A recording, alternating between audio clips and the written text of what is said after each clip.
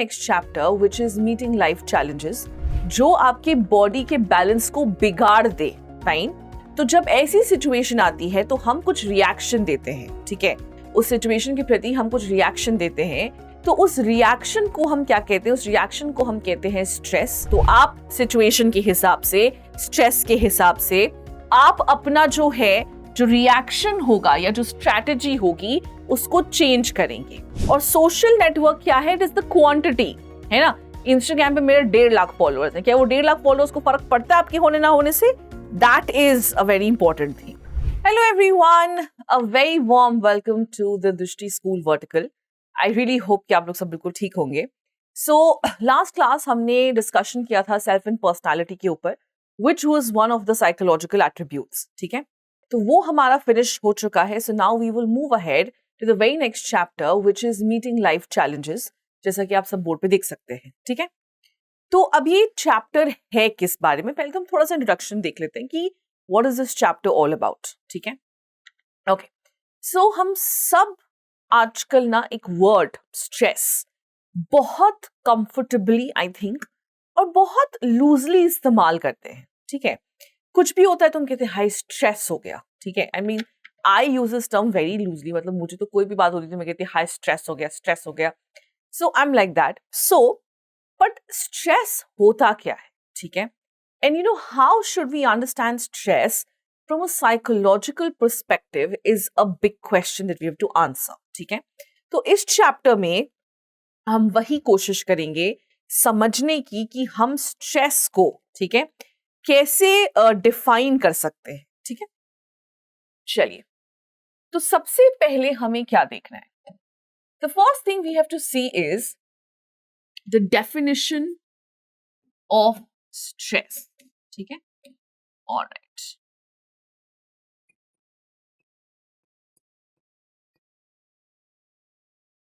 Okay, सो अगर आप stress का डेफिनेशन देखेंगे तो उसमें 2-3 चीजें जो हमें ध्यान रखनी होगी. It is a pattern of responses an organism makes to a stimulus that disturbs the equilibrium. Okay, so what is it? First of all, pattern of responses.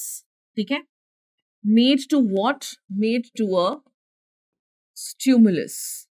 Okay, pattern of responses which is made to whom? Which is made to a stimulus that disturbs the equilibrium. Okay, or disturbs the balance. ठीक है, and is much more exceeds the person's ability to cope. ठीक है,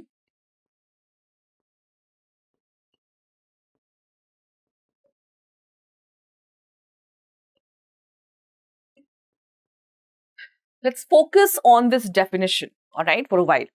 So what is stress? First of all, you have to focus on this portion.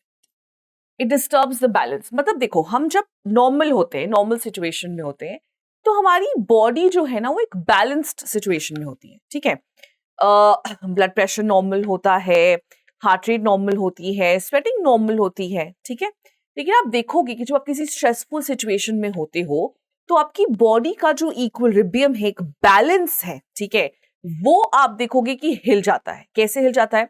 आपकी heart rate जो है वो बढ़ जाएगी, आपका ब्लड प्रेशर जो है वो बढ़ जाएगा, आपकी हार्ट जो आपकी स्वेटिंग है वो बढ़ जाएगी. एग्जाम से पहले हर मैथ्स एग्जाम से पहले मेरे साथ ये होता था. ठीक है, my palms would start sweating like anything, और फिर बहुत हार्ट रेट बढ़ जाता था. फिर मेरी जो ब्लड प्रेशर है कभी कभी आप देखोगे कि ऊपर नीचे हो जाती है. ठीक है, तो उसको हम कहते हैं कि कोई भी ऐसा सिचुएशन, ठीक है, जो आपके बॉडी के बैलेंस को बिगाड़ दे.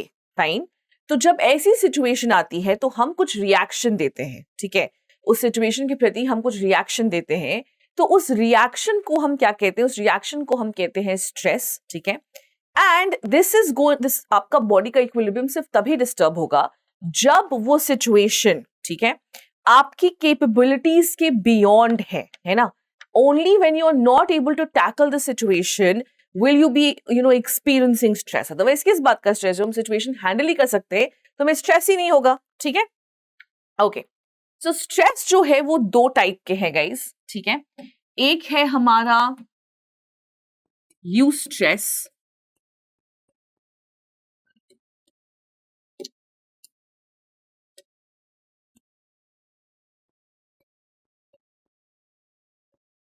और दूसरा है डिस्ट्रेस। ठीक है, ये समझते हैं कि क्या है। यूस्ट्रेस बेसिकली वो स्ट्रेस होता है जो आपके लिए अच्छा होता है, ठीक है, that is good for you and that will bring out your best performance, right. जैसे कि आपने अपने एग्जाम्स की तैयारी जो है वो एक साल पहले से शुरू कर रखी है, ठीक है, बोर्ड्स की तैयारी हम एक साल से कर रहे होते हैं, that is good level of stress for you, है ना, क्योंकि वो स्ट्रेस आपको हेल्पफुल है, वो स्ट्रेस आपका बेस्ट परफॉर्मेंस लेकर के आएगा, ठीक है। Then what is distress? That is that level of stress which is going to cause wear and tear in your body, ठीक है।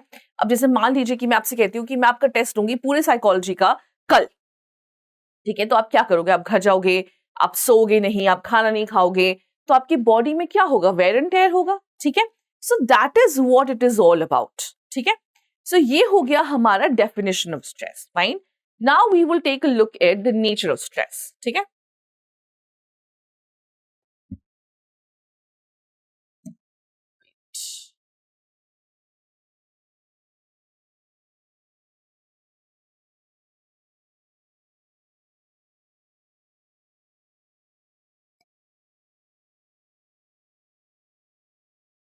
ओके, सो अब हम क्या बात कर रहे हैं? Now we going to talk about the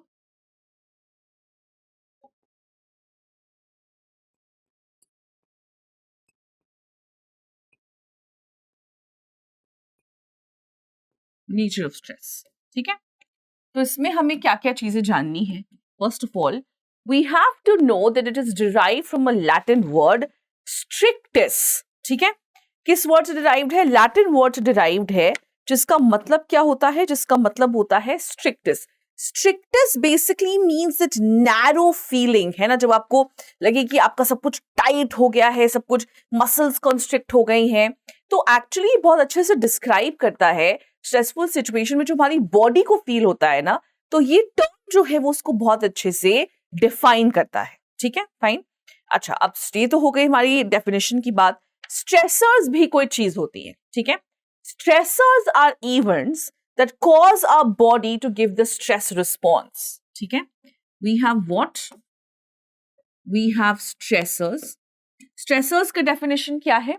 stressors are events which will cause our body, ठीक है, to give the stress response. हमारा स्ट्रेस रिस्पॉन्स है हमारा एड्रेनलिन रश होना, ठीक है। तो जब ऐसी चीजें आएंगी और जब हमारा बॉडी स्ट्रेस रिस्पॉन्स देगा तो उसको हम स्ट्रेसर कहते हैं, ठीक है। जैसे क्राउडिंग है, बैड रिलेशनशिप है, टू मच ट्रैफिक है, एक्सेट्रा, ठीक है। Then we have something called strain, ठीक है। स्ट्रेन क्या होता है? Strain is the external reaction, okay, और you can say the reaction that we give to external stressors, है ना। अब हम कोई भी रिएक्शन दे सकते हैं, हम बिल्कुल काम हो सकते हैं, हम चिड़चिड़ा भी सकते हैं, हम परेशान भी हो सकते हैं, ठीक है। So it is the reaction that you are giving to the stressful situation, okay. Now Hans Selye, alright, ये हम थोड़ा सा समझते हैं यहाँ पे। Hans Selye, he is known as the father of modern stress research, ठीक है। तो जैसे सिगमंड फ्रॉइड को हम फादर ऑफ साइकोलॉजी कहते हैं, वैसे ही हैंस सेलिये को हम father of modern stress research भी कहते हैं, ठीक है।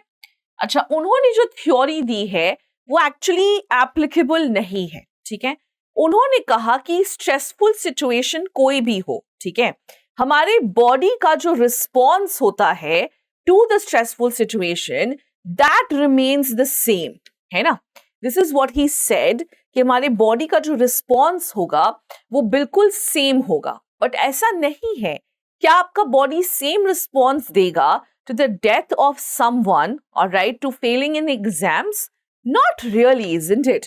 जब हम किसी की डेथ के बारे में सुनेंगे तो हमारा बॉडी बहुत डिफरेंट रिस्पॉन्स देगा देन फेलिंग इन एग्जाम, ठीक है। सो ऑब्वियस बात है कि ये जो थ्योरी है ये बहुत डिस्प्रूवन है, ठीक है। So there are number of psychologist जिनके हिसाब से stress is a dynamic mental cognitive state. मतलब क्या है कि स्ट्रेस एक डायनामिक सिचुएशन है, चेंजिंग सिचुएशन है। हर स्ट्रेस के प्रति हमारा एक डिफरेंट रिएक्शन होता है, ठीक है। हर स्ट्रेस के प्रति हम एक जैसा वाहिद रिएक्शन नहीं देते हैं, हम हर स्ट्रेस के प्रति अलग अलग रिएक्शन देते हैं, ठीक है। सो परसेप्शन, अब हम स्ट्रेस को परसीव कैसे कर रहे हैं, मतलब हम रिएक्शन तो तभी देंगे ना जब हमें पता होगा कि अच्छा ये जो सिचुएशन है ये हमारे बिल्कुल बस के बाहर है, ठीक है। तो it depends on the appraisal, मतलब क्या रिसोर्सेज हैं आपके पास उस स्ट्रेस को डील करने के लिए, ठीक है। तो वो हम आगे जाकर के अभी देखेंगे कि हमारे पास क्या है। तो अब हमें क्या करना है, अब हमें देखना है लज़ारस की थ्योरी, जिसमें उन्होंने बात की है किसके बारे में, he has talked about something called appraisal. Okay, appraisal क्या चीज होती है गाइस? अप्रेजल का मतलब होता है कि आप कितने प्रिपेयर्ड हैं, ठीक है, to deal with the stressful situation. Okay, आपके पास किस तरह की रिसोर्सेज हैं to deal with the stressful situation, ठीक है। सो लज़ारस जो है, इन्होंने क्या दिया था, he has given the cognitive theory. Okay, what is this cognitive theory? तो ये एक बहुत इंपॉर्टेंट पॉइंट है। सो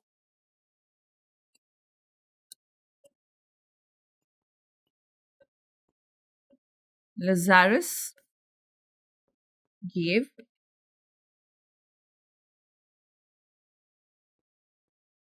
कॉग्निटिव थ्योरी, ठीक है। तो ये कॉग्निटिव थ्योरी हमें क्या बताती है? ये बेसिकली बताती है कि एक इंडिविजुअल, किसी भी एक नॉर्मल इंसान का जो रिएक्शन होगा स्ट्रेस की तरफ या स्ट्रेस के प्रति, स्ट्रेस के हवाले से, वो डिपेंड करेगा कि उसके पास क्या अप्रेजल है। अप्रेजल का मतलब क्या होता है? रिसोर्सेज क्या हैं, वो किस हद तक प्रिपेयर्ड है उस सिचुएशन से डील करने के लिए, ठीक है। तो यहां पे अगर हम अप्रेजल की बात करें तो वी हैव टू टाइप्स, एक है प्राइमरी अप्रेजल और एक है सेकेंडरी अप्रेजल। तो चलिए हम देखते हैं।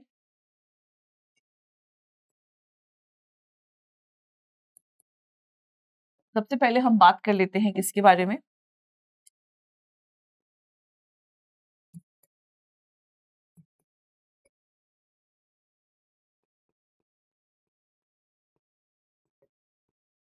प्राइमरी अप्रेजल के बारे में, ठीक है। सो प्राइमरी अप्रेजल क्या है गाइस, चलिए हम ये समझते हैं।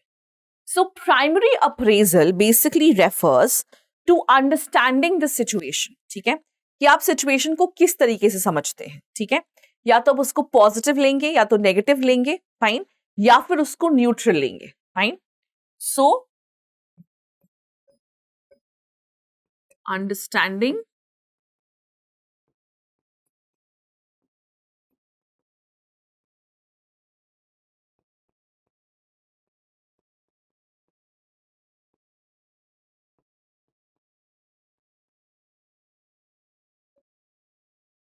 ओके। तो जैसे मान लीजिए मैंने आपसे कहा कि आपका ना मैं एक टेस्ट लूंगी, ठीक है, तो आप उसको पॉजिटिव भी ले सकते हो कि चलो अच्छी बात है, मेरा ना प्रिपरेशन हो जाएगा, ठीक है।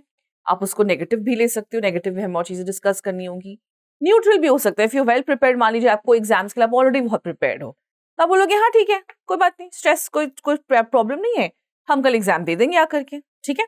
नाउ जब हम किसी सिचुएशन को नेगेटिव आंकते हैं, ठीक है, कि नहीं यार ये नेगेटिव सिचुएशन है, तो उसको हम कैसे आंकेंगे? उसको हम आंकेंगे in terms of harm, threat and challenge, ठीक है। सो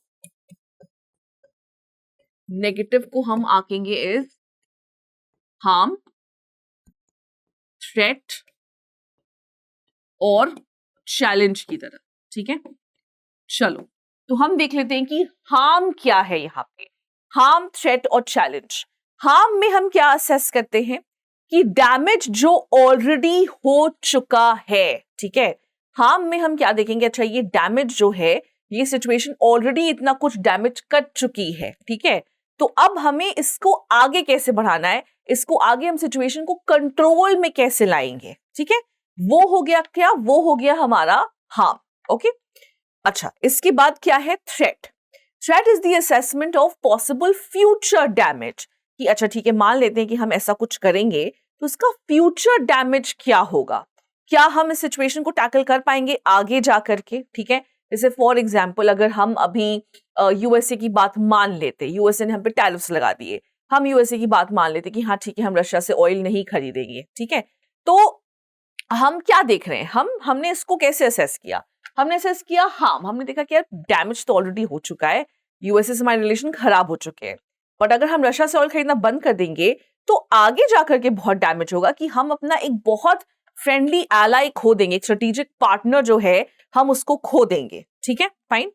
चैलेंज क्या है, चैलेंज इज कि आप किस तरीके से उस स्ट्रेसफुल सिचुएशन से कोप अप करेंगे, है ना। तो इंडिया ने उस चैलेंज को लिया और इंडिया ने कहा कि ठीक है अगर हम अमेरिका से ट्रेड नहीं कर सकते तो हम अपने ट्रेड को डाइवर्सिफाई करेंगे, हम रशिया से भी ऑयल खरीदेंगे, हम फ्री ट्रेड एग्रीमेंट्स भी साइन करेंगे, हम यूरोपियन यूनियन से फ्री ट्रेड एग्रीमेंट साइन करेंगे, और जिन जिन चीजों पर रशिया ने हम पे टैरिफ लगाया है उन चीजों को हम टैरिफ फ्री करवा करके यूरोप के मार्केट में बेचेंगे, जहां पे हमें 2 बिलियन लोगों की, दोनों को मिला करके, यूरोप और इंडिया को मिला करके 2 बिलियन लोगों की मार्केट मिलती है, ठीक है।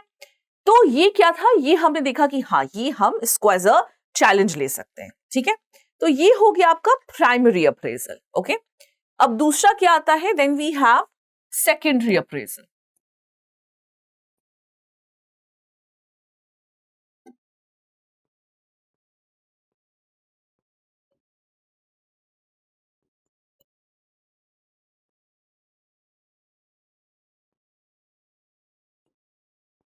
ओके, तो सेकेंडरी अप्रेजल क्या है गाइस, सेकेंडरी अप्रेजल इज कि हमारे पास किस तरीके के सोर्सेज हैं to deal with the situation, ठीक है, कि क्या हमारे पास वो सोर्सेज हैं, मेंटल, फिजिकल, पर्सनल, सोशल, कि क्या हमारे पास वो सोर्सेज हैं जिससे हम इस सिचुएशन को डील कर सके, ठीक है। So that is your secondary appraisal, okay. क्या है, sources to deal with the situation, ठीक है, कि हमारे पास क्या सोर्सेज हैं इसको डील करने के, ठीक है, वो हो गया हमारा। चलिए, अब इसके बाद अब ऑब्वियस बात है कि हम कैसे उससे डील करेंगे, ये बहुत सारे फैक्टर्स के ऊपर डिपेंड करता है, ठीक है। सो नेक्स्ट हमें वही देखना है, फैक्टर्स अफेक्टिंग अप्रेजल।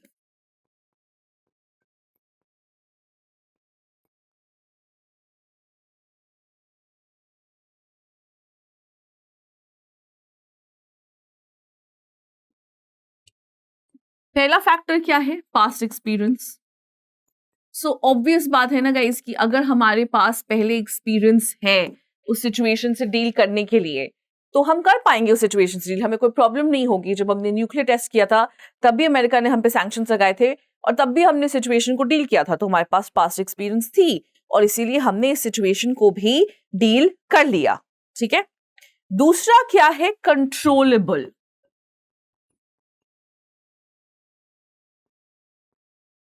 कि क्या ये सिचुएशन ऐसी है जिसको हम कंट्रोल कर सकते हैं या ये हमारे कंट्रोल से भी बाहर है। जैसे कोविड जब आया था, राइट, तो वो हमारे सिचुएशन कंट्रोल में नहीं थी, वो बहुत ज्यादा हमारे कंट्रोल से बाहर थी, राइट। तो इसीलिए हमने क्या किया, हमने उस सिचुएशन को कंट्रोल नहीं कर पाए हम, तो हमें टेंशन हुआ, हमें इसको लेकर के स्ट्रेस हुआ कि यार इस सिचुएशन को हम कंट्रोल कैसे करेंगे, ठीक है, ओके। इसके अलावा और 2-3 फैक्टर्स हैं। पहला है इंटेंसिटी, ठीक है। इंटेंसिटी का मतलब क्या होता है कि सिचुएशन कितनी ज्यादा इंटेंस है। अगर बहुत हाई इंटेंसिटी है देन ऑब्वियसली सिचुएशन जो है वो डिफिकल्ट होगी हैंडल करना, ठीक है। लेकिन अगर लो इंटेंसिटी है तो हम कर सकते हैं। Covid was very high intensity, second wave जो है वो ज्यादा हाई था कंपेयर टू फर्स्ट वेव, तो आपने देखा होगा कि सेकेंड वेव हम बहुत अच्छे से हैंडल नहीं कर पाए थे, ठीक है। उसके बाद है ड्यूरेशन, ठीक है। सो ड्यूरेशन का मतलब क्या है कि अब देखो सिचुएशन जब है बहुत लंबे टाइम तक चलती है ना, तो सिचुएशन आउट ऑफ कंट्रोल होने लग जाती है ना।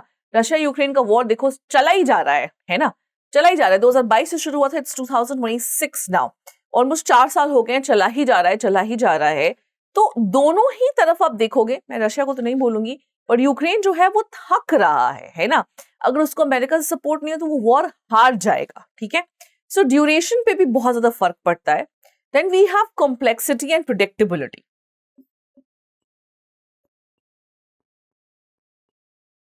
सिचुएशन कितनी कॉम्प्लेक्स है ना, उसमें कितने धागे हैं उस सिचुएशन को हैंडल करने में, ठीक है, उसके ऊपर डिपेंड करता है, ठीक है। जैसे आपने कई बार देखा होगा कि हमें बड़ी चीजों के लिए छोटी कुर्बानी जो है वो देनी पड़ती है।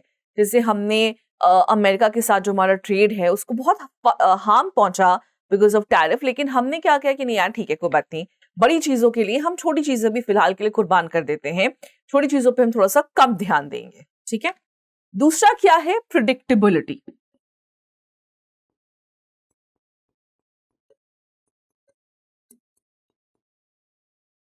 प्रिडिक्टेबिलिटी क्या चीज है भाई? देखो, हम जब ट्रम्प पावर में आए थे, so you know Indians were really happy. Why? Because Trump actually जो है वो बहुत प्रो इंडिया थे, है ना। इन द फर्स्ट जो उनका पहला टर्म था उसमें काफी प्रो इंडिया था, तो हमें लगा कि हाँ ठीक है, he would still be very pro India, right. तो हम जानते थे कि उनका बिहेवियर जो है वो प्रिडिक्टेबल है, तो हम उनको हैंडल कर पाएंगे, ठीक है। अभी हम उनको हैंडल इसलिए नहीं कर पा रहे, इनफैक्ट कोई भी पावर उनको हैंडल नहीं कर पा रहा है, बिकॉज उनका बिहेवियर इज अनप्रिडिक्टेबल। किस करवट उठते हैं, किस करवट सोते हैं, कोई नहीं जानता, ठीक है।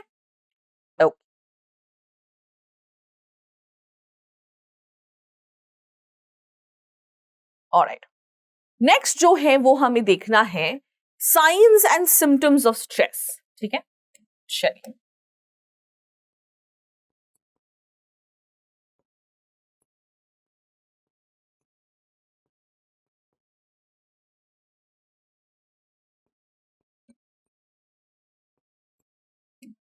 मेरी हैंडराइटिंग समझने में कभी कोई दिक्कत हो प्लीज मुझे बता दीजिएगा गाइस, ठीक है।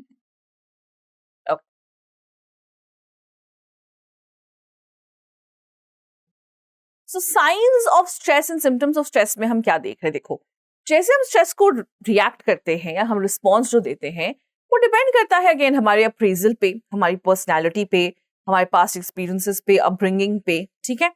तो ऑब्वियस बात है कि ये सारी चीजें उसके ऊपर डिपेंड करती हैं, फाइन।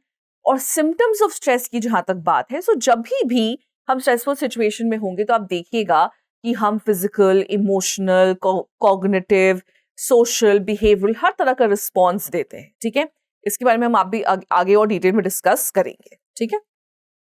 चलिए, सो टाइप्स ऑफ स्ट्रेस को हम थोड़ा सा देख लेते हैं, ओके।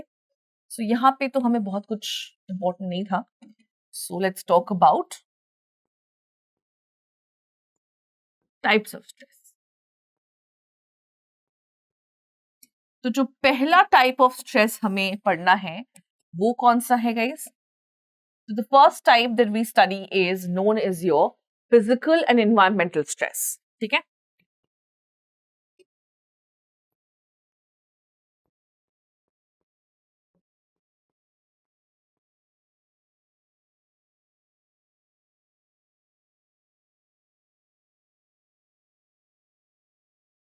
ओके, तो ये क्या होता है? फाइन, चलिए। So physical stress are those stress जो हमारे बॉडी पे फर्क करे, है ना, जो हमारी बॉडी से चीजें डिमांड करती है, जब हम अपने आप को बहुत ज्यादा ओवर एक्सर्ट कर दे, मान लो, है ना, तो उसको हम कहते हैं फिजिकल स्ट्रेस। ऑलराइट, जैसे अगर आप बहुत देर तक खड़े हो या आप बहुत रनिंग कर रहे हो या बहुत ज्यादा फिजिकल एक्सरसाइज कर रहे हो, जब अपने आप को एग्जॉस्ट कर दोगे आप एकदम अपने बॉडी से, तो उसको हम फिजिकल स्ट्रेस कहते हैं, ठीक है। अगर आपने अच्छी डाइट नहीं ली, आपको कोई इंजरी हो गई है, या अगर आप सोए नहीं हैं, है ना, तो आप देखोगे आपके सर में दर्द होगा, आपको चिड़चिड़ाहट होने लग जाती है, नींद जब पूरी नहीं होती है, राइट। तो उसको हम क्या कहते हैं? उसको हम कहते हैं physical stress, alright. Environmental stress क्या है? तो अगर हमारी आसपास की चीजें हमें स्ट्रेस क्रिएट करती हैं तो उसको हम इन्वायरमेंटल स्ट्रेस कहते हैं, ठीक है। क्राउडिंग, नॉइज, समर्स, विंटर्स, आप देखा होगा कि समर्स जो है खास करके जो बारिश का मौसम होता है, चिपचिप होता है एकदम, it's like you sweat. And बहुत सारे लोग होते हैं मेरे जैसे लोग जो बहुत स्वेट करते हैं, तो उनको बहुत दिक्कत होती है, दे डोंट एंजॉय, मतलब उनको बहुत चिड़चिड़ाहट होती है उस बिहेवियर से, ठीक है। और कभी कभी डिजास्टर्स हैं, जैसे अर्थक्वेक हो गया, अभी आपने देखा था कि हमारे पिछले बारिश में कितनी फ्लड्स आई थी, तो वो क्या है? वो हमें स्ट्रेस कॉज करती है, ठीक है। Then we have something called psychological stress.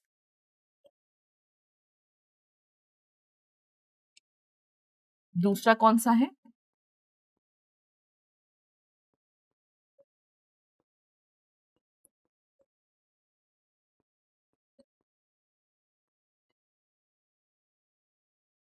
Okay. तो साइकोलॉजिकल स्ट्रेस क्या है गाइस? वो स्ट्रेस जो हम अपने दिमाग में पैदा करते हैं, ठीक है, वो हमारे एक्सपीरियंस की वजह से हो सकती है, जो भी बाहर सिचुएशन है उसकी वजह से हो सकती है, ठीक है। तो इसमें हमको एंजाइटी होती है, इसमें हमको घबराहट होती है, कभी कभी हम डिप्रेस्ड हो जाते हैं। तो ये होता है साइकोलॉजिकल स्ट्रेस, ठीक है, जो हमें दिमाग से होती है। फाइन। अच्छा, अब इसमें ना दो तीन चीजें और आती हैं। फाइन। तो जो हम इसको कह सकते हैं बेसिकली, ये सोर्सेज हैं साइकोलॉजिकल स्ट्रेस के, ठीक है। वो है फ्रस्ट्रेशन, कॉन्फ्लिक्ट, इंटरनल प्रेशर, ठीक है।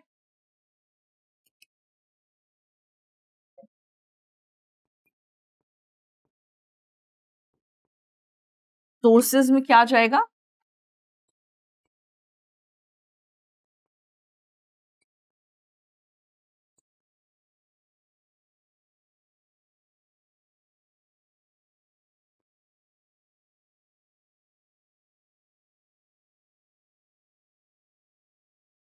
ठीक है। Frustration, conflict, internal pressure. सबसे पहले हम देखते हैं कि फ्रस्ट्रेशन क्या है, ठीक है। फ्रस्ट्रेशन इज बेसिकली, डेफिनेशन अगर हम देखें, it is the blocking of needs and motives by something or someone that hinders us from achieving the desired goal, ठीक है। तो कोई भी ऐसी चीज है ना, कोई भी सिचुएशन हो, इंसान हो, कुछ भी हो, जो आपको बार बार आपके गोल तक ना पहुंचने दे, उसको हम फ्रस्ट्रेशन कहते हैं, ठीक है। जब इंडिया वर्ल्ड कप हारी थी तो हम फ्रस्ट्रेटेड थे, राइट। हम दुखी थे, हम फ्रस्ट्रेटेड थे कि हम इतनी अच्छी टीम है, हमारी टीम इतनी अच्छी है, हम बिल्कुल मतलब लाइक अनडिफीटेड हम वर्ल्ड कप की फाइनल तक पहुंचे और वहां जाकर के जो है हम हार गए थे, ठीक है। तो वो फ्रस्ट्रेशन थी हमारी, है ना, कि क्या करना है, क्यों ये हो रहा है। ओके। फिर आता है कॉन्फ्लिक्ट। कॉन्फ्लिक्ट तब होगी जब आपको दो कंपैटिबल, मतलब दोनों ही एक तरह से कह लो डिजायरेबल ऑप्शन है और उनमें से आपको चूज करना है, ठीक है। तो उसको हम क्या कहते हैं? उसको हम कहते हैं कॉन्फ्लिक्ट, ठीक है। जो आपको चूज करना पड़े कि आपको दोनों ही चीजें इंपॉर्टेंट है, ठीक है। जैसे जो मैं रात को बैठी अपना पीपीटी बनाने के लिए, है ना, तो मुझे लगा कि यार न्यूज देखना भी तो जरूरी है। मैंने न्यूज नहीं देखा आज पूरे दिन, क्या हो रहा है दुनिया में, ट्रंप ने क्या किया, मुझे पता ही नहीं है। सो दोनों ही डिजायरेबल थी ना मेरे लिए, बिकॉज ऑब्वियसली मुझे आपको पढ़ाना है, वो भी जरूरी है, पर न्यूज देखना भी जरूरी है। तो वो कॉन्फ्लिक्ट हो सकता है, ठीक है। इंटरनल प्रेशर जो है वो हम खुद से लाते हैं, वो हमारी खुद से इतनी एक्सपेक्टेशंस होती है, उसको हम इंटरनल प्रेशर कहते हैं कि हमें सब कुछ परफेक्टली करना है, हमें एक परफेक्ट इंसान बनना है, राइट। जैसे मेरा अपना इंटरनल प्रेशर है कि मैं सुबह 4 बजे उठ जाऊंगी, मैं वॉक पे भी चली जाऊंगी, मैं खाना भी बना लूंगी, मैं सब कुछ कर लूंगी, बट दैट डजंट हैपन, है ना, उससे कुछ होता नहीं है, थकान और हो जाती है, ठीक है। इसके बाद क्या होता है, एक और होता है सोशल प्रेशर।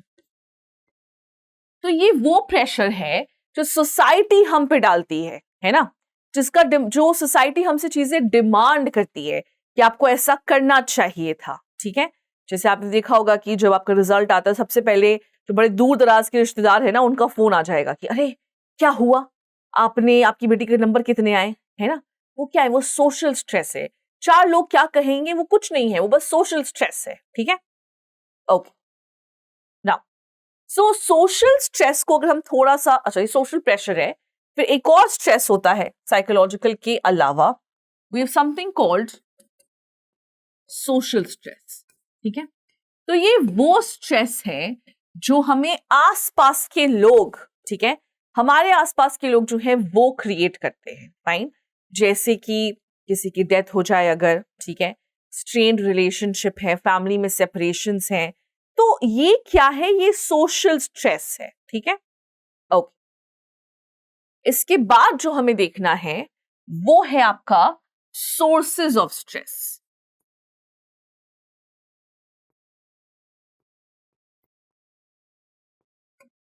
ठीक है। तो पहला सोर्स ऑफ स्ट्रेस जो हम देखेंगे वो है लाइफ इवेंट। अच्छा, इससे रिलेटेड ना एक क्वेश्चन भी था अभी सैंपल पेपर में, ठीक है, डिफरेंशिएट बिटवीन करके। फाइन। तो लाइफ इवेंट्स क्या चीजें हैं गाइस? ओके।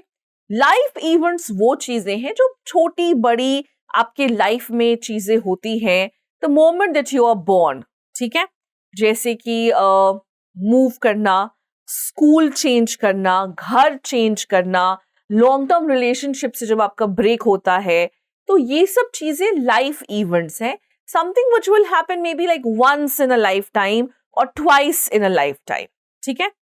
फिर आता है हैसल्स। हैसल्स क्या है? हैसल्स बेसिकली वो चीज है जो रोज होती है, ठीक है।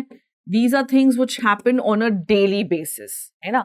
नॉइजी सराउंडिंग्स है, नेबर्स क्वारल कर रहे हैं, शॉर्टेज ऑफ वाटर, ट्रैफिक है, ये सब डेली हैसल है, ठीक है। मेट्रो में भीड़ डेली हैसल है, ओके। फिर आता है आपका ट्रोमैटिक इवेंट। ट्रोमैटिक इवेंट क्या होता है? एक सेकेंड ना।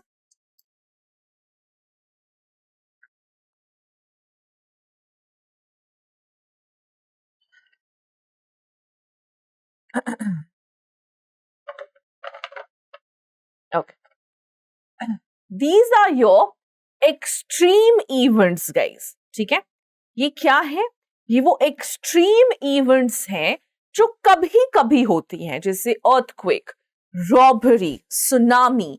लेकिन ये वो इवेंट्स हैं जो आपके लाइफ में बहुत बड़ा स्ट्रेस कॉज कर सकती हैं। कई बार लोगों को बहुत ट्रॉमा होता है, लेकिन ऑल्सो सफर, उनको PTSD, post traumatic stress disorder, जो हम चैप्टर 4 में जिसके बारे में पढ़ेंगे, वो भी हो जाता है, ठीक है। उनको कई महीने लग जाते हैं इस चीज से उबरने में, ठीक है। चलिए, तो traumatic events,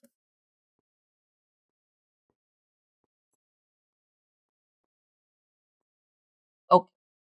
the next thing we have to focus on is the effect of stress, ठीक है, ऑन हेल्थ। तो सबसे पहले अगर हम इफेक्ट की बात करें तो हम इसको 3 हिस्सों में डिवाइड कर सकते हैं, ठीक है। एक है आपका इमोशनल इफेक्ट, ठीक है। तो सबसे पहले हम वही देखेंगे।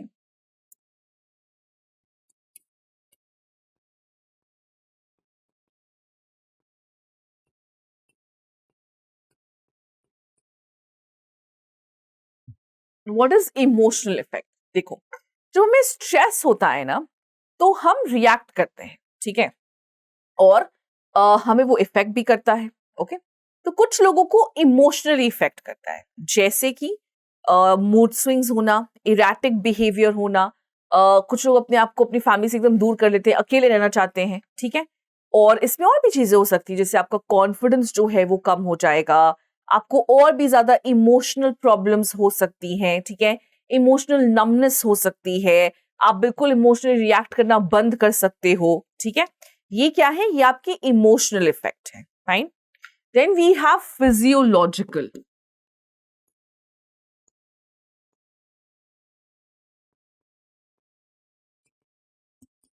ओके, फिजियोलॉजिकल इफेक्ट क्या है? जो आपके बॉडी पे हो, है ना। जब हम स्ट्रेसफुल सिचुएशन में हैं और आपके बॉडी पे हो, ओके, तो इसमें क्या होगा? आप देखोगे कि आपका हार्मोनल इम्बैलेंस हो सकता है, हार्ट रेट बढ़ सकती है, ब्लड प्रेशर बढ़ सकता है, मेटाबॉलिज्म ऊपर नीचे हो सकता है, ठीक है। बहुत लोगों को ब्लोटिंग हो जाती है, वेरी वेरी स्ट्रेसफुल सिचुएशन, ठीक है। सो अगर हम इसमें बात करें एग्जाम्पल्स की, तो जैसे आपका डाइजेस्टिव सिस्टम जो है वो स्लो डाउन कर जाएगा, ठीक है। हो सकता है मेटाबॉलिज्म स्लो डाउन कर जाए या बहुत हाई हो जाए, ठीक है। आपको कोरोनरी हार्ट डिजीजेस हो सकती हैं, लंग्स की इश्यूज हो सकती हैं, हार्ट रेट बढ़ और घट सकती है, ठीक है। Then we have cognitive effect.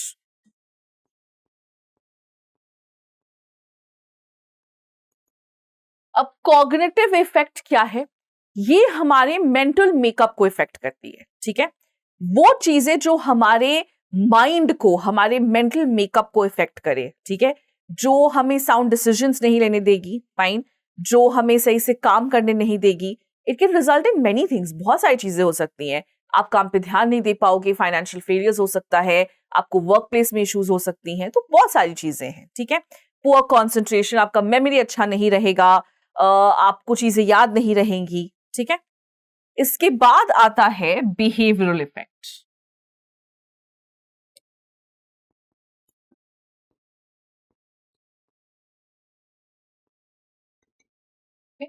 Behavioural effect क्या है? जो हमें बाहर दिखाई दे।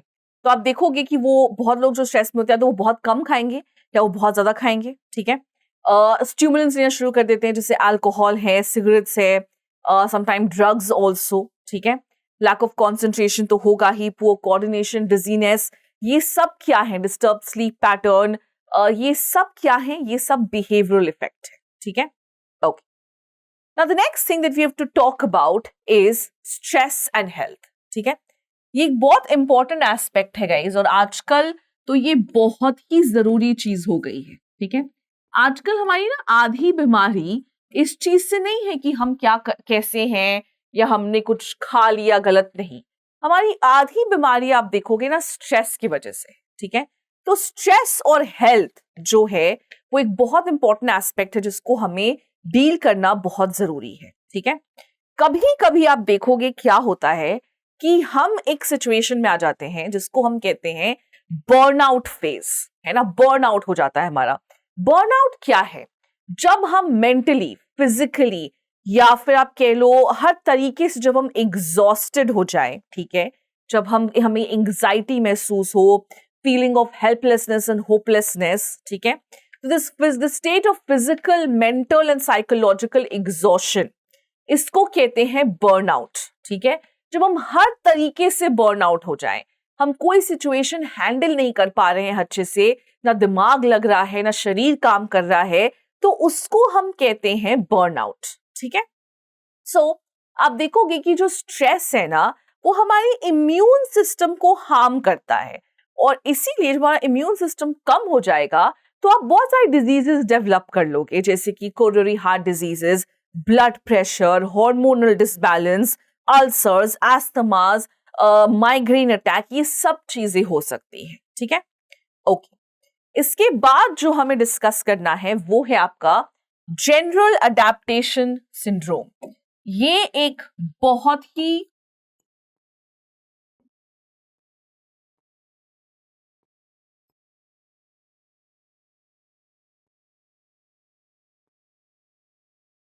ठीक है, ये एक बहुत ही इंपॉर्टेंट एस्पेक्ट है, ठीक है, जिसको मैं डिस्कस करना है। इस रिलेटेड क्वेश्चन भी आया था इन द सैंपल पेपर।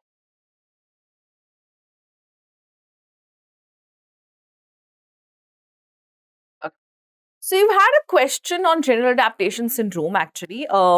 एक क्वेश्चन था रिगार्डिंग केस बेस्ड, ठीक है, केस बेस्ड क्वेश्चन पूछा था, और उसमें 3 स्टेजेस जो है वो दिए हुए थे, और 2 स्टेजेस दिए हुए थे, और 3rd स्टेज का जो है वो पूछ रहे थे, ठीक है। अच्छा, तो ये बेसिकली किसने दिया था? ये दिया गया था हैंस सेली द्वारा। तो हम सब जानते हैं कि हैंस सेली कौन है, he is the father of modern stress research, ठीक है। तो उन्होंने क्या कहा था? उन्होंने क्या कहा था कि कोई भी स्ट्रेसफुल सिचुएशन हो, इंसान का जो रिएक्शन है वो सेम होता है, ठीक है। तो उन्होंने कहा कि इसमें 3 स्टेजेस होते हैं, ठीक है। एक होता है आपका अलार्म रिएक्शन स्टेज,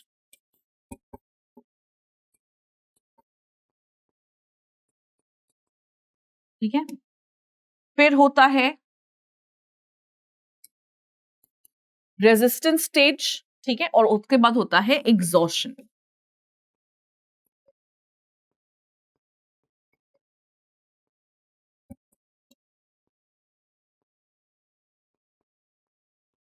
ठीक है, तो हम इन तीनों स्टेजेस को थोड़ा सा समझते हैं, ठीक है।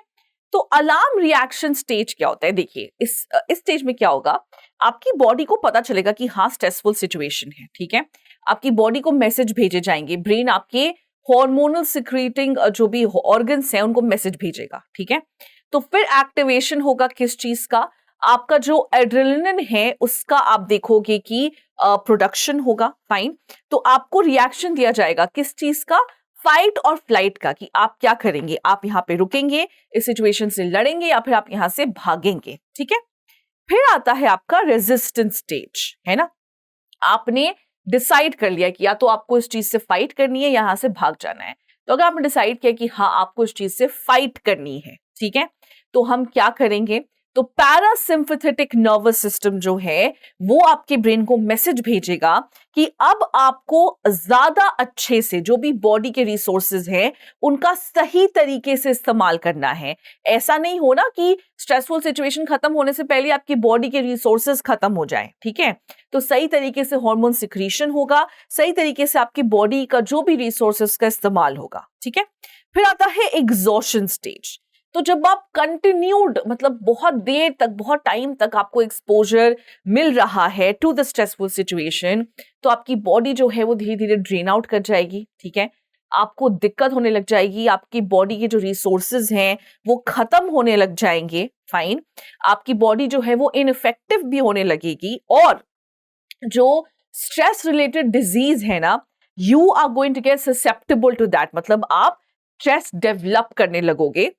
और स्ट्रेस रिलेटेड जो भी डिजीज है, पीटीएसडी है, chronic heart disease, blood pressure, sugar, ये सब चीज आपको होने लगेगी, ठीक है। ओके, अब एक बहुत इंपॉर्टेंट टॉपिक हम डिस्कस करेंगे और वो है आपका स्ट्रेस और इम्यून सिस्टम, ठीक है। तो अभी हमने पीछे क्या पढ़ा था कि स्ट्रेस कहीं ना कहीं हमारे इम्यून सिस्टम पे एक बहुत बड़ा आघात करता है ना। जब हम बहुत स्ट्रेसफुल सिचुएशन में और बहुत लंबे टाइम तक हो तो हमारा स्ट्रेसफुल सिचुएशन हमारे इम्यून सिस्टम को हार्म करता है। तो एक ब्रांच है साइकोलॉजी की जिसको हम कहते हैं psycho neuro immunology. Okay, it's called psycho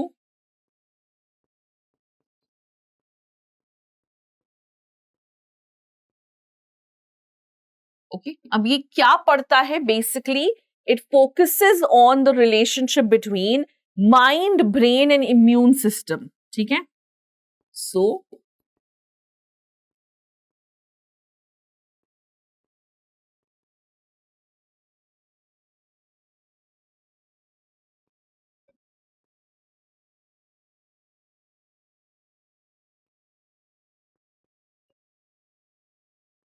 it focuses on mind, brain और इम्यून सिस्टम जो है उसके ऊपर फोकस करता है, ठीक है। कि हमारा दिमाग यानी कि कॉग्निटिव फंक्शन, हमारा ब्रेन यानी कि हमारा जो ब्रेन, फिजिकल ब्रेन है, और वो उसका जो रिएक्शन है, उसका जो लिंक है हमारे इम्यून सिस्टम से, उसके ऊपर फोकस करता है, ठीक है। तो गाइस देखो, हम सब जानते हैं कि हमारा इम्यून सिस्टम जो है वो व्हाइट ब्लड सेल्स पर डिपेंडेंट है, यानी कि ल्यूकोसाइट पे, ठीक है। जब भी हमारे बॉडी में कोई भी फॉरेन ऑब्जेक्ट आता है तो वो उसको आइडेंटिफाई करती है, ठीक है। तो फॉरेन बॉडी क्या है? एंटीजेंस को हम क्या कहते हैं? फॉरेन बॉडी, ठीक है। ये हमारे शरीर में आती है, ठीक है। तो जो हमारा व्हाइट ब्लड सेल्स है वो क्या प्रोड्यूस करता है? इट प्रोड्यूसेस एंटीबॉडीज, ठीक है। किसने प्रोड्यूस करता है? ताकि वो फॉरेन बॉडी जो है उससे लड़ सके, ठीक है। सो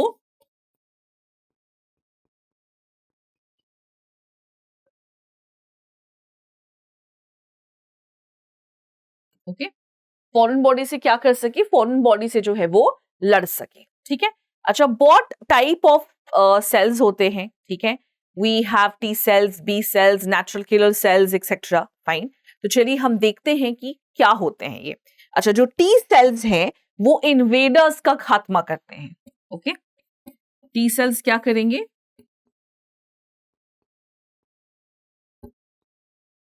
तो आपकी बॉडी में कोई भी एंटीजन अगर एंटर कर रहा है तो उसको डिस्ट्रॉय करना टी सेल्स का काम है, ठीक है।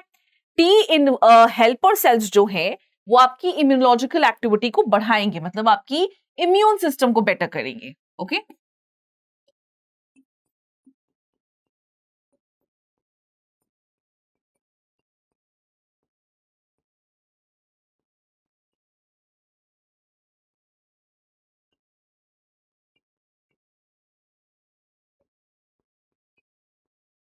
ओके, वो आपकी क्या करेंगे? वो आपकी इम्यूनोलॉजिकल एक्टिविटी जो है उसको बेहतर करेंगे, उसको और बढ़ाएंगे, ठीक है, फाइन। ओके, बी सेल्स जो है वो एंटीबॉडीज प्रोड्यूस करती हैं, ठीक है। बी सेल्स क्या करेंगी? प्रोड्यूस ये बहुत इंपॉर्टेंट है गाइस। क्यों इंपॉर्टेंट है? क्योंकि इससे क्वेश्चंस आने के चांसेस रहते हैं 1 मार्कर में, है ना। वो आपकी एंटीबॉडीज जो है उसको प्रोड्यूस करती है, ठीक है। That is your B cells, alright. Sorry, हाँ, नेचुरल किलर सेल्स जो है वो क्या करेंगी? They're going to fight against viruses and tumors. Okay, so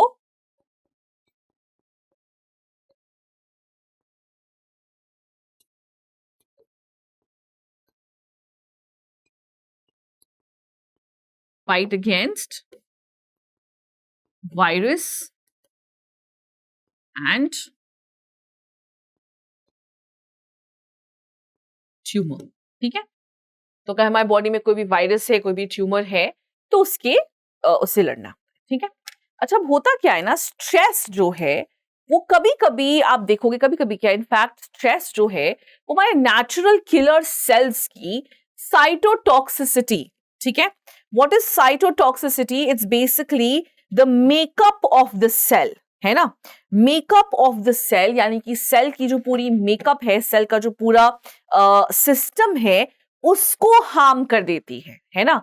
और ये क्या है, देखो, ये हमारा मेजर डिफेंस है ना अगेंस्ट इन्फेक्शन, कोई भी वायरस, कोई भी ट्यूमर। तो जब आपके नेचुरल किलर सेल्स की साइटोटॉक्सिसिटी हार्म हो जाएगी तो क्या होगा?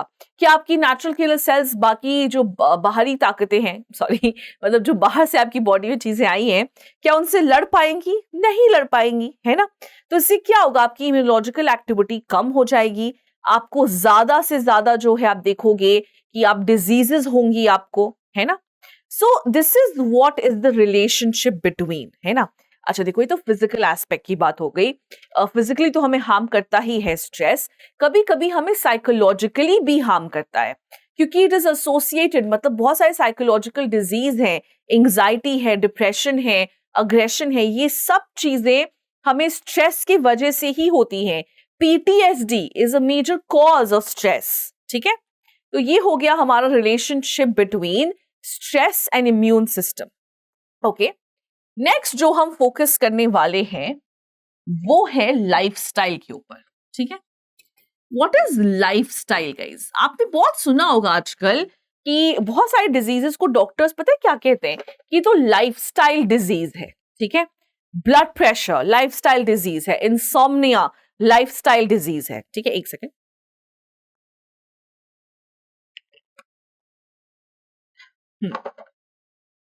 इंसोम्निया क्या है? लाइफस्टाइल डिजीज है, ठीक है। तो ये सब क्या है गाइस? ये सब हमारी लाइफस्टाइल डिजीजेस हैं, ओके। तो ये क्या होती हैं, चलिए देखते हैं।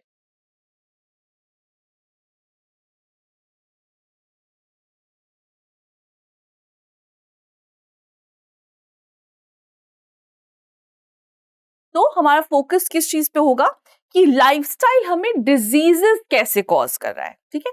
तो सबसे पहले तो हम समझते हैं कि लाइफस्टाइल जो है वो होता क्या है।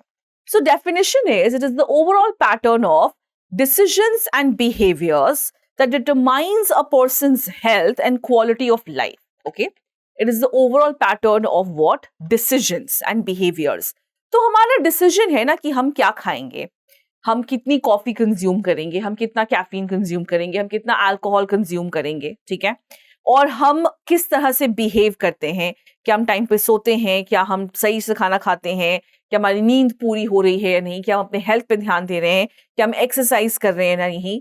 तो ये सारी चीजें डिटरमाइन करेंगी हमारे लाइफस्टाइल को, ठीक है। अच्छा, यहां पे एक और कॉन्सेप्ट है जिसको हम कहते हैं पैथोजेंस, ओके। ऑलराइट, सो देखो गाइस, स्ट्रेस्ड इंडिविजुअल्स जो हैं they expose themselves to pathogens. Pathogens क्या होती हैं? वो चीजें जो आपको फिजिकल इलनेस कॉज करें, जैसे कि poor sleeping habits, eating habits, alcohol, cigarettes, drugs etcetera, ठीक है। तो आप बहुत आजकल मैं ये चीज बहुत नोटिस करती हूँ, खास करके कॉर्पोरेट लाइफस्टाइल में आप देखोगे कि ये चीजें बहुत ज्यादा हैं। आप पूरे दिन काम करते हो, फिर आप शाम में पार्टी करने जाते हो, वहां पे अल्कोहल कंज्यूम कर रहे हो, सिगरेट्स कंज्यूम कर रहे हो, रात को देर से आ रहे हो, देर से सो रहे हो, then you like aimlessly scrolling on your phone. और उसके बाद हम क्या करते हैं, फिर हम सोते हैं, फिर हम टाइम पे उठते नहीं हैं, नींद नहीं पूरी होती है, वाटर इनटेक पूरा नहीं है, हम टाइम पे खाना नहीं खाते हैं, दिस अब आजकल सब कुछ बहुत इजी हो गया है, स्विगी जोमैटो कुछ भी कर लेते हैं हम, ठीक है। तो क्या हम प्रॉपर खाना खा रहे हैं, राइट? नहीं, तो इन सब चीजों का ना फर्क आपको शुरू में नजर नहीं आएगा, पर लॉन्ग टर्म इन चीजों का बहुत ज्यादा फर्क होता है, ठीक है। तो इसलिए कहा जाता है कि एक balanced diet, proper sleep, family support, good relationship, exercise, good health, ये सारी चीजें हमें कंटिन्यू करनी चाहिए अपने लाइफ में, और एक रूटीन लाइफ जीनी चाहिए। बचपन में आपने सुना होगा ना कि early to bed early to rise makes a man healthy wealthy and wise, right? बचपन से हम ये सुनते आ रहे, तो ये सही है। टाइम पे सोइए, टाइम पे उठिए, टाइम पे खाइए, कहीं ना कहीं आपके बॉडी को बहुत फर्क पड़ेगा, आपकी बॉडी को अच्छा महसूस होगा, ठीक है। और अपनी बॉडी को ना इतना एग्जर्ट नहीं करना चाहिए। आजकल हम ऐसे हसल कल्चर के चक्कर में ना, मतलब हसल का मतलब ये थोड़ी है ना कि हम कोलू की बैल की तरह लगे ही रहें। नो, दिस इज बॉडी है हमारी, हमारे को at least 6 to 8 hours of sleep चाहिए, प्रॉपर डाइट चाहिए, प्रॉपर प्रोटीन चाहिए, हर एक चीज हमें थोड़ी थोड़ी मॉनिटर करनी चाहिए, इजंट इट? ठीक है, तो इसको क्या कहते हैं? That is known as your lifestyle. Okay, now हमने इतनी स्ट्रेस की बात कर ली है। The next thing we have to understand is called coping with stress, ठीक है। हम स्ट्रेस से कैसे कोप अप कर सकते हैं, स्ट्रेस को कैसे मैनेज करना है हमें, ठीक है। सो कोपिंग क्या चीज है? Coping is a situation specific reaction to stress, ठीक है। एक बड़ा इंटरेस्टिंग सा डेफिनेशन है इसका।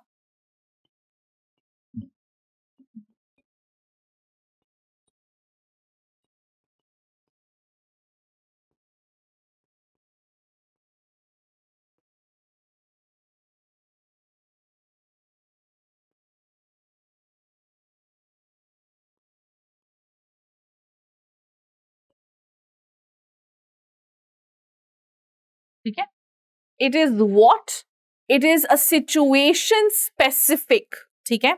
सो ऑब्वियस बात है ना गाइस कि हम सिचुएशन के अकॉर्डिंग रिएक्ट करेंगे, है ना। ऐसा तो नहीं है कि हम बस ऐसे ही कर देंगे जाकर के रिएक्ट, नहीं, हम सिचुएशन के अकॉर्डिंग रिएक्ट करेंगे, ठीक है। जो भी सिचुएशन है उसके अकॉर्डिंग रिएक्ट करेंगे। So it is what, it is a set of concrete response, ठीक है। Concrete response that we give to a stressful situation. तो हम पहले क्या देखते हैं, स्ट्रेसफुल सिचुएशन क्या है, फिर उसके हिसाब से हम अपना रिस्पॉन्स जो है वो डिसाइड करते हैं, और फिर हम रिस्पॉन्स देते हैं, ठीक है। तो बहुत सारी स्ट्रैटेजीज हैं, फाइन। सो एंडलर एंड पार्कर जो है उन्होंने 3 स्ट्रैटेजी दी थी, तो चलिए हम वो डिस्कस करेंगे।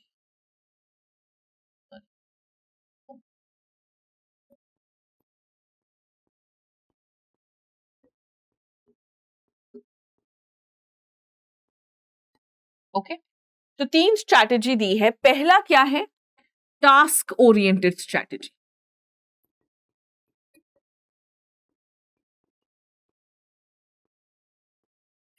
टास्क ओरिएंटेड स्ट्रैटेजी का मतलब क्या होता है? तो जब जो जो भी लोग इस सिचुएशन को या इस स्ट्रैटेजी का इस्तेमाल करते हैं, वो पहले क्या करेंगे, वो पहले ना वो पूरा स्ट्रेसफुल सिचुएशन जो है उसको समझेंगे, उसकी पूरी इंफॉर्मेशन निकालेंगे कि अच्छा ये इंफॉर्मेशन है, ये स्ट्रेसफुल सिचुएशन है, फिर पूरी प्लानिंग करेंगे कि हम ये कर सकते हैं, ये कर सकते हैं, ये कर सकते हैं, ऑल्टरनेटिव कोर्सेज निकालेंगे, फाइन। और फिर उसके हिसाब से, और फिर देखेंगे प्रायोरिटीज क्या है हमारी, है ना, हमें क्या करना चाहिए, क्या क्या प्रायोरिटीज है, ये चीजें हमें अचीव करनी है, उसके हिसाब से प्लान ऑफ एक्शन बनेगा। ओके, जैसे हम वॉर स्ट्रैटेजी बनाते हैं तो उसको हम कहते हैं टास्क ओरिएंटेड स्ट्रैटेजी, ठीक है। फिर आता है आपका इमोशन ओरिएंटेड। ओके, कुछ लोगों को ना आपने देखा होगा कि उनको जब आप बात करते हैं, कभी कभी कोई बहुत परेशान हो उससे, पता है, उनको सोल्यूशन नहीं चाहिए होता है। कभी कभी ना हम बस इतना चाहते हैं कि कोई हमारी बात सुन ले, हम कभी कभी सिर्फ और सिर्फ वेंट आउट करना चाहते हैं, ठीक है। उसको हम कहते हैं इमोशन ओरिएंटेड स्ट्रैटेजी। जब एफर्ट इस चीज के लिए नहीं है कि हमें सिचुएशन को सॉल्व करना है, एफर्ट इस चीज के लिए है कि हमें उम्मीद जगाए रखनी है, हमें अपने इमोशन जो है उनको कंट्रोल में रखना है, ठीक है। तो इसमें एंगर, फ्रस्ट्रेशन, अग्रेशन, ये सारी चीजें हो सकती हैं, फाइन। फिर आता है हमारा अवॉइडेंस ओरिएंटेड स्ट्रैटेजी, और इसमें मैं बहुत माहिर हूं। जब भी मुझे कोई स्ट्रेस होता है ना, तो पता है मैं क्या करती हूँ, सो जाती हूँ, I sleep, and that is my best way. मेरे हिसाब से सबसे अच्छा तरीका है स्ट्रेस से डील करने का, सो जाओ। मुझे तो जब उठेंगे तो सब कुछ अपने आप ठीक हो जाएगा, तो वो होता नहीं है। समटाइम्स आई थिंक मुझे सोने से थोड़ी सी आई थिंक क्लैरिटी मिलती है, पता नहीं क्या है, बट ये मेरी स्ट्रैटेजी है, मैं सो जाती हूँ। सो इसमें हम क्या करेंगे, इसमें अगेन आइडिया ये नहीं है कि हमें सिचुएशन को सॉल्व करना है, ठीक है। आइडिया ये है कि हमें चीजों को इग्नोर कर देना है, ठीक है। तो इसमें जो स्ट्रेसफुल सिचुएशन है उसको हम रिप्लेस कर देते हैं अपने आप को सेल्फ प्रोटेक्टिव थॉट्स के थ्रू, ऑलराइट। जैसे हम टीवी देख लेंगे, सो जाएंगे, इस तरीके से हम सिचुएशन को अवॉइड करते हैं, ठीक है। तो ये तो एंडलर एंड पार्कर ने दिया था, fine. We also have Lazarus giving us, okay. Lazarus जो है उन्होंने भी हमें, Lazarus and Folkman in fact, sorry,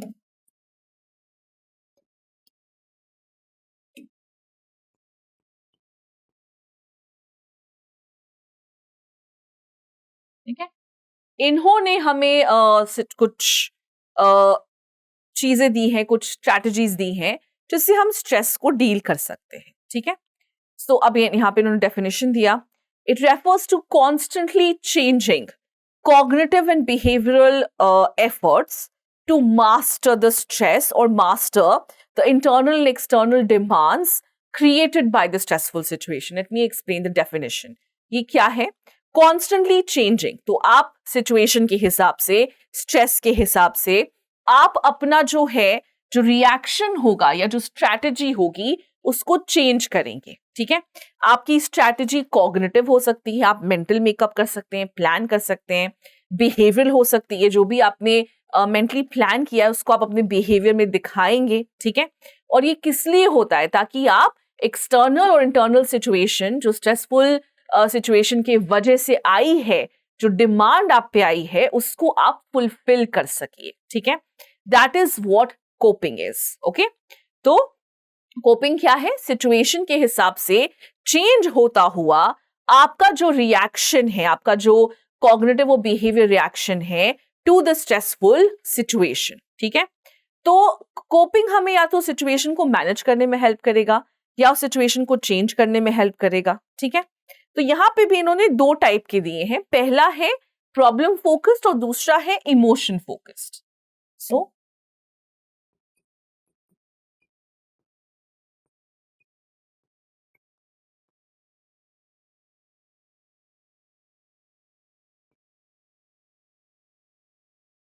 चलिए, प्रॉब्लम फोकस्ड क्या है guys? So problem focused is very similar to task oriented. इसमें हम सबसे पहले तो इंफॉर्मेशन गैदर करते हैं कि हमें क्या क्या चीजें पता है, ठीक है। अपनी अवेयरनेस का जो लेवल है वो बढ़ाएंगे, फाइन। और फिर उसी हिसाब से हम देखेंगे कि हमारे पास क्या क्या अप्रेजल है, कौन सी कॉग्निटिव अप्रेजल है, कौन से हमारे पास प्राइमरी अप्रेजल है, सेकेंडरी अप्रेजल है। फिर हम उस सिचुएशन से डील करते हैं, ठीक है। ओके, इमोशन में हम क्या करेंगे? हम इमोशनल रिएक्शन देते हैं, ठीक है। तो सिचुएशन को चेंज करने के लिए या सॉल्व करने के लिए हम कोई एफर्ट नहीं डालते, हम बस एक इमोशनल रिएक्शन दे देते हैं स्ट्रेस को लेकर के, ठीक है। चलिए, नाउ अब हमें कुछ स्ट्रेस मैनेजमेंट टेक्निक्स जो हैं वो देखनी है गाइस, ओके। तो ये मैं आपके साथ बस डिस्कस करने वाली हूं, ओके। सो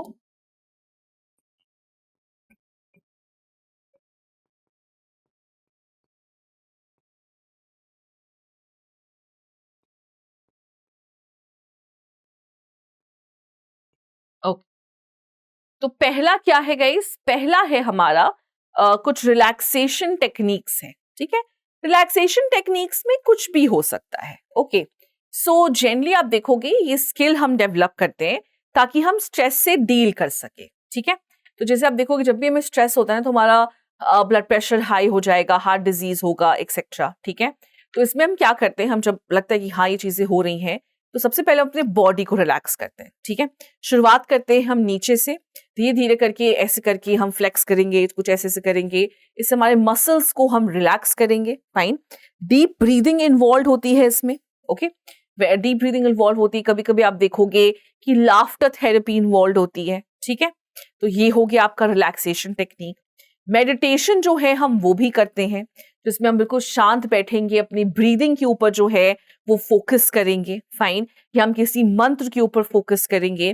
तो इससे जो भी आउटसाइड चीजें हो रही है ना, उससे एक कुछ दिन के लिए, कुछ टाइम के लिए हमारा ध्यान हट जाता है, ठीक है। Then we have biofeedback, ये बड़ा इंटरेस्टिंग है। सो ये प्रोसीजर है क्या? It is a procedure to monitor and reduce physiological aspects of stress by providing feedback about the current physiological activity। तो मान लेते हैं कि आपको स्ट्रेस हुआ, आपका हार्ट रेट बढ़ गया, आपको डॉक्टर बताएंगे कि आपका हार्ट रेट जो है वो बढ़ रहा है। तो आप क्या करोगे? आप धीरे धीरे उस हार्ट रेट को कंट्रोल करने की कोशिश करोगे। You can use various methods. बहुत लोग लाफ्टर थेरेपी यूज करते हैं। आई डोंट नो आप लोगों ने वो मूवी देखी है कि नहीं, मुन्ना भाई, पर उसमें जो अस्थाना होते हैं, यानी कि जो मेन डॉक्टर होते हैं, जब भी उनको स्ट्रेस होता है तो वो हंस लगते हैं, he has this reaction, right? Why? क्योंकि उनको पता है कि उनका हार्ट रेट जो है वो इंक्रीज हो रहा है। So it's important to do what? It's important कि वो अपने स्ट्रेस को रिलैक्स करे, ठीक है। तो इसको हम कहते हैं बायो फीडबैक, ठीक है। अच्छा, एक होता है क्रिएटिव विजुअलाइजेशन, ठीक है। तो ये बहुत अच्छी चीज है। आप लोगों ने अगर वो मूवी देखी है उड़ता पंजाब, तो उसमें एक सीन है, दिस इज वेरी, बहुत अच्छा सीन है। तो उसमें आलिया भट्ट जो है वो रूम में बंद होती है, उसको ऑब्वियस बात है कि शी इज बीइंग रेप्ड, उसको ड्रग्स दिया जा रहा है, बहुत तकलीफ में है। पर आप देखोगे ना, वो अपने कमरे से बाहर एक फोटो देखती है, गोवा की बिलबोर्ड देखती है, ठीक है, और हमेशा अपने आप को वहां पे इमेजिन करती है, ठीक है। इसको कहते हैं क्रिएटिव विजुअलाइजेशन। जो हम स्ट्रेसफुल सिचुएशन में होते हैं तो हम आंखें बंद करते हैं, अपने आप को एक अच्छी सुंदर प्यारी सी जगह पे इमेजिन करते हैं, अपना बिल्कुल शांत होकर के, जहाँ सब अच्छा है, सब बढ़िया है। तो इसको हम क्या कहते हैं? इसको हम कहते हैं क्रिएटिव विजुअलाइजेशन, ठीक है। फिर आता है एक हमारा कॉग्निटिव बिहेवियरल टेक्निक, जिसको कि हम सीबीटी भी बोलते हैं, ओके। तो सीबीटी क्या है गाइस? तो सीबीटी में हम बेसिकली लोगों को इनोक्यूलेट करते हैं स्ट्रेस के अगेंस्ट, ठीक है। जैसे वैक्सीन हमें इनोक्यूलेट करती है, वैसे ही यहाँ पे हम इनोक्यूलेट करते हैं, ओके। तो इसमें जो है बेसिकली 3 फेजेस। अब इसमें अप्रोच क्या है? अप्रोच ये है कि जो नेगेटिव और इरेशनल थॉट्स हैं हमारे, गलत चीजें जो हम सोच रहे हैं, उसको पॉजिटिव थॉट से रिप्लेस करना, ओके। तो इसमें 3 फेजेस हैं। पहला है असेसमेंट, फिर है stress reduction technique, okay, application and follow up. Assessment में हम क्या करेंगे? हम देखेंगे कि कौन सी चीजें हैं जो आपको स्ट्रेस क्रिएट करती है, ठीक है। स्ट्रेस रिडक्शन हम मेथड्स अप्लाई करेंगे। इसमें कुछ भी हो सकता है, इसमें क्रिएटिव विजुअलाइजेशन हो सकता है, बायो फीडबैक हो सकता है, मेडिटेशन हो सकता है, डांस हो सकता है, कुछ भी, ठीक है। आप अपने आप को इंस्ट्रक्ट करोगे इस मेथड को फॉलो करने के लिए, फाइन। और फिर होता है फॉलो अप, कि क्या हम सच में इस मेथड से हम कामयाब हुए हैं to deal with the stressful situation? क्या हम सच में डील कर पाए हैं? क्या हमें सच में रिलैक्स हो रहा है या नहीं, ठीक है। फिर आता है exercise guys, very simple. Exercise जो है वो आपको एक फिजियोलॉजिकल मेंटल अराउजल देता है, जो हमारी हैप्पी हॉर्मोन्स होती हैं उनको रिलीज करता है, ठीक है। हमारा ब्लड प्रेशर, लंग्स, ये सब चीजें नॉर्मल कर देता है, ब्लड फ्लो नॉर्मल कर देता है। So swimming, cycling, running, gymming, anything, ये सब चीजें जो है आपको स्ट्रेस रिड्यूस करने में मदद करती है, ठीक है। Okay, moving on to the last topic, and that is promoting positive health and wellbeing. तो ऐसी हम क्या चीजें कर सकते हैं जिससे हम अपने आप में एक अच्छा हेल्थ बेनिफैक्टर्स जो है वो प्रोड्यूस कर सके, ठीक है। तो पहला क्या है? The first one is the stress resistant personality, ठीक है। हम कोशिश कर सकते हैं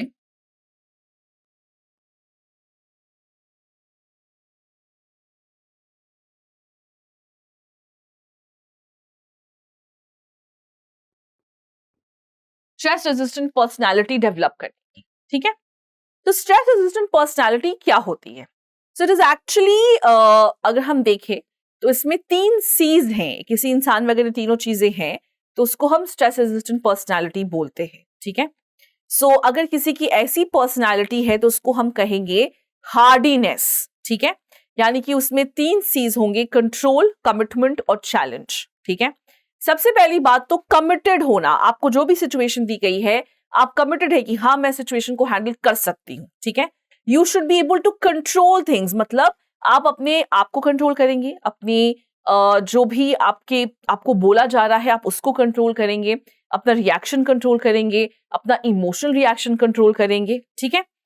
एंड चैलेंज, आप इस सिचुएशन को इस चैलेंज लेंगे कि हाँ हम ये कर सकते हैं, वी कैन डू दिस, ठीक है। ओके, अच्छा, कुछ ऐसे लाइफ स्किल्स जो हैं हम डेवलप कर सकते हैं।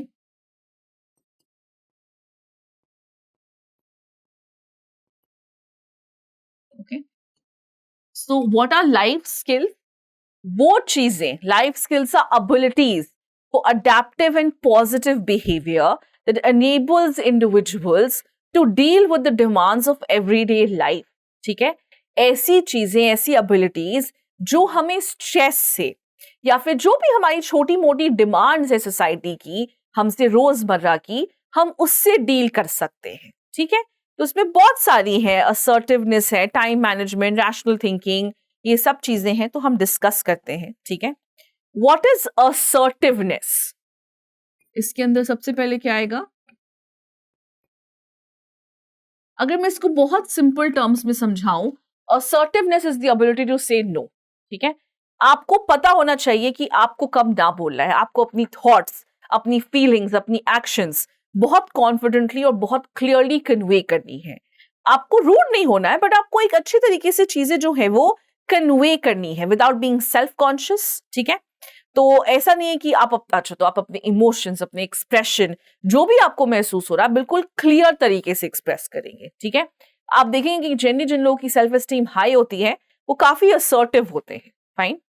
Then we have time management, ये बहुत इंपॉर्टेंट चीज है गाइस। देखो, अगर हम सही से टाइम मैनेज कर लेना तो हमारी आधी स्ट्रेस तो देखो वैसे ही खत्म हो जाती है। सही टाइम पे सो जाओ, सही टाइम पे उठ जाओ, सही टाइम पे काम पे पहुंच जाओ, हर चीज अगर हम सही टाइम पे करें और सही से करें, देन डेफिनेटली हमें बहुत आसानी होगी स्ट्रेसफुल सिचुएशन को मैनेज करने में, क्योंकि जब सब चीजें टाइम पे हो ही रही तो आपको स्ट्रेस होगा ही नहीं, ठीक है। तो टाइम मैनेजमेंट बहुत जरूरी है, लेकिन हाँ आपको ऑब्वियसली रियलिस्टिक होना पड़ेगा। ऐसा नहीं कि आप कुछ भी, मैं सोचूं मैं 4 बजे उठ जाऊंगी, ये नहीं हो पाएगा मेरे से, ठीक है। सो आई नीड टू नो कि मैं कहाँ क्या कर सकती हूँ, what is it that I need to do, ठीक है। Okay, then we have rational thinking. देखो, कोई भी स्ट्रेसफुल सिचुएशन को मैनेज करने के लिए ना इमोशनली सोच के नहीं होता, ठीक है। जब ऑपरेशन सिंदूर हुआ था तो हमें बड़ा लगा था कि अरे हम कराची कब्जा ही लेते तो क्या ही हो जाता, एटलीस्ट पीओके तो हम ले ही सकते थे। ये इमोशनल रिएक्शन है, सरकारें ऐसे नहीं चलती हैं, देश ऐसे नहीं चलता है, हमें रैशनली सोचना होता है, ठीक है। हमें ग्रोइंग इकोनॉमी है, हम सैंक्शंस अफोर्ड नहीं कर सकते हैं, हम यूएन को नाराज नहीं कर सकते हैं, वेरी फ्रैंकली सेइंग, ठीक है। तो इसीलिए हमें रैशनली सोचना चाहिए, हमें प्रैक्टिकली सोचना चाहिए, ठीक है। अपने नेगेटिव थॉट्स को रिप्लेस करना होगा पॉजिटिव थॉट्स से, लेकिन इन अ रैशनल वे, ठीक है। अपनी जो भी डिस्टॉर्टेड थिंकिंग उसको चैलेंज कीजिए, फाइन, और उसको रैशनली, प्रैक्टिकली, बिकॉज वो लॉन्ग टर्म लास्ट करेगी, ठीक है। तो उससे हिसाब से उसको चेंज कीजिए, ठीक है। देन है इंप्रूविंग रिलेशनशिप्स। हर सिचुएशन को अकेले हम नहीं हैंडल कर सकते गाइस, ठीक है। कभी कभी हमें लोगों की जरूरत पड़ जाती है, so it's good to have good relationships, good to have friends, ठीक है। सो इसमें 3 चीजें होती हैं, fine. Listening to what other people are saying, expressing आपको कैसा महसूस हो रहा है वो, ठीक है। दूसरों की फीलिंग्स और ओपिनियंस को भी एक्सेप्ट कीजिए, फाइन, और दूसरे भी आपके लिए वही करेंगे, तो इससे आपकी रिलेशनशिप्स जो है वो अच्छी हो जाएंगी, ओके। सेल्फ केयर, मतलब मुझे नहीं लगता कि मुझे समझाने की जरूरत है, लेकिन कभी कभी ना सेल्फ केयर बहुत जरूरी होता है, ठीक है। I work hard the entire week. Friday is my day. And that's my self-care. And self-care means what? I'll oil my hair. ठीक है? I'll maybe do a little bit of skin care. I will relax, maybe listen to some songs. मैं कुछ काम करूंगी, है ना? तो अपने लिए टाइम निकालना, है ना? वो बहुत ज्यादा जरूरी है। आप इसमें कुछ भी कर सकते हो, you can do anything that you want, anything that makes you happy. अपने बारे में केयर करना भी इक्वली इंपॉर्टेंट है, ठीक है। So that is what it means by self care, ठीक है। चलिए, देन ओवरकमिंग अनहेल्पफुल हैबिट्स।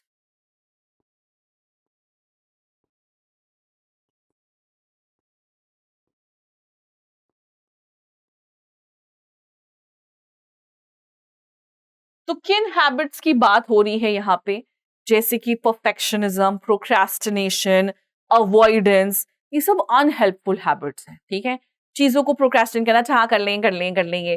कुछ लोग होते हैं परफेक्शनिस्ट होते नहीं, ये ऐसे ही होना चाहिए, नहीं होता तो उनको स्ट्रेस हो जाती है। जैसे मुझे ये प्रॉब्लम है, मुझे जो चीज चाहिए जैसे करनी, मुझे अपने ही तरीके से करनी है। अगर मैं किसी और को भी बोल रही हूँ तो मैं चाहती हूँ वो मेरे ही तरीके से करे, ठीक है। सो मेरे हस्बैंड बहुत कंप्लेन करते हैं इस चीज को लेकर के कि मैं सफाई करूं तुमको तो भी कोई, जैसे मान लो हमारी हेल्प नहीं आई है तो उन्होंने सफाई कर दी अगर, सो आई बी लाइक ये ठीक से नहीं हुआ, यहाँ पे तुमने ऐसे झाड़ू नहीं लगाया, ऐसे पोछा नहीं लगाते, पोछा इतना गीला क्यों है, इतना सूखा क्यों है, इसमें फिनाइल क्यों नहीं डाली, इसमें दाग कैसे पड़ गया। And he is like you know just relax, हो गया है ना तो थोड़ा सा आराम कर लो, एक दिन नहीं भी पोछा लगेगा तो उसे कुछ हो तो नहीं जाएगा। कुछ लोग परफेक्शनिस्ट भी होते हैं, ठीक है। तो इसीलिए नो कभी कभी हम बहुत हाई स्टैंडर्ड्स कर देते हैं, और कभी कभी ना हमारे लिए खुद के लिए बहुत डिफिकल्ट हो जाता है टू डील विद सिचुएशन, ठीक है। कुछ लोग होते हैं जो अवॉइड कर देते हैं सिचुएशन को, वो भी सही नहीं है। हर चीज तो आप ऐसे कारपेट के अंदर नहीं डाल दोगे ना कि अब वो अब डालते जा रहे हो डालते जा रहे हो, फिर एकदम से आएगी आपके ऊपर, आपके सर के ऊपर, ठीक है। तो वो नहीं करनी चाहिए, ठीक है। ओके, पॉजिटिव हेल्थ तो देखो हमें मेंटेन करनी ही है, हमें not just mental but physical भी, है ना। सो हमें अच्छी quality of food, exercise, health, well being, इन सब चीजों पे हमें ध्यान देना होगा, ठीक है। फिर आता है डाइट। अब अगेन ये बहुत सिंपल चीजें हैं गाइस। तो डाइट में हमें क्या करना है, हमें हेल्दी और हमें एक बैलेंस डाइट लेना है, ठीक है। हमें एक हेल्दी बैलेंस डाइट लेना है, फाइन। हमें क्या देखना है कि हाँ भाई हम अच्छे से सारा काम कर पा रहे हैं, बैलेंस डाइट ले रहे हैं, हमें सारे न्यूट्रिशंस मिल रहे हैं या नहीं, हम 3 टाइम का खाना अच्छे से खा रहे हैं या नहीं।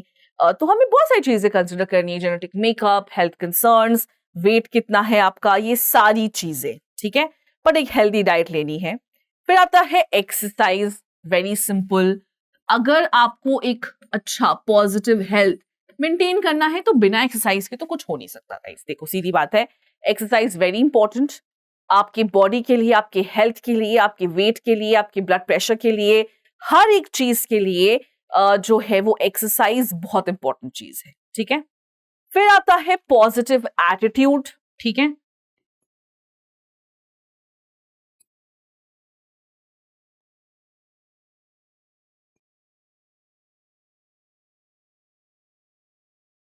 सो पॉजिटिव एटीट्यूड का मतलब क्या है? पॉजिटिव एटीट्यूड मतलब कि आप बहुत सारी चीजों से डील कर सकते हैं अगर आपका एक पॉजिटिव आउटलुक हो टुवर्ड्स थिंग्स, ठीक है। तो कुछ फैक्टर्स हैं ऐसे जो कि you know it can lead to positive attitude. आपका एक हेल्दी परसेप्शन होना चाहिए रिगार्डिंग रियलिटी। आपको पता होना चाहिए कि हाँ ये रियलिटी है। आपके लाइफ में एक रिस्पॉन्सिबिलिटी, एक पर्पस होनी चाहिए। यू शुड बी एक्सेप्टेबल, आपको टॉलरेंट होना पड़ेगा, ठीक है। तो ये सब चीजें जो हैं, आपको ब्लेम एक्सेप्ट करना आना चाहिए, आपको अपनी जो सक्सेस है उसको सेलिब्रेट करना आना चाहिए। ये चीजें कुछ करके आप पॉजिटिव एटीट्यूड डेवलप कर सकते हैं, ठीक है। फिर आता है पॉजिटिव थिंकिंग।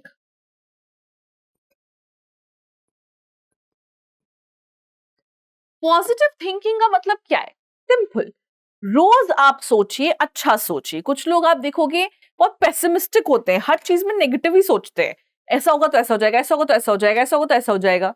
कुछ होते हैं जो ऑप्टिमिस्टिक होते हैं, अच्छा सोचते हैं कि नहीं यार इट इज गुड, सब बढ़िया है, अच्छे से हो जाएगा, हम ये कर सकते हैं, हम वो कर सकते हैं, ठीक है। सो ऑप्टिमिस्ट जो है वो देखेंगे कि हम एडवर्सिटी को कैसे हैंडल कर सकते हैं, क्या सिचुएशन है, क्या हम इसको किस तरह से इसमें डैमेज कंट्रोल करेंगे, ठीक है। पेसिमिस्ट क्या करेंगे, वो देखेंगे अरे तो हो गया, अरे अब तो कुछ हो ही नहीं सकता, डिजास्टर, बस अब हाथ पैर खड़े कर दो, ठीक है। तो ऐसा नहीं करना है ना। तो ऑप्टिमिस्ट आप देखोगे कि प्रॉब्लम फोकस्ड होते हैं कि अच्छा ये प्रॉब्लम है, इसको ऐसे सॉल्व करेंगे। पेसिमिस्ट जो होते हैं ना, वो बेसिकली प्रॉब्लम को या तो इग्नोर करेंगे, ठीक है, या फिर उस सिचुएशन को डील करने की जो सही तरीके हैं उसको इन्हें ढूंढने की कोशिश करेंगे. तो they always jump to conclusion and stuff, ठीक है. Then we have social support, ठीक है. ये लास्ट है हमारा व्हाट इज सोशल सपोर्ट. तो चलिए हम वो देख लेते हैं.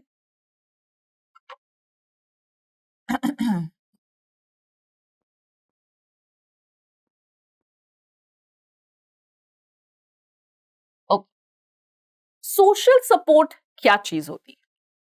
Social support is defined is the availability of people, ठीक है, जिनके ऊपर आप भरोसा कर सकते हो, जिनके ऊपर आप रिलाई कर सकते हो. आपको पता है वो लोग जो आपके बारे में केयर करते हैं सॉरी आपके बारे में केयर करते हैं, आपको पसंद करते हैं, आपसे प्यार करते हैं, जो आपकी मदद करेंगे आपको कोई भी सिचुएशन हो ऐसी उससे डील करने में, ठीक है, फाइन.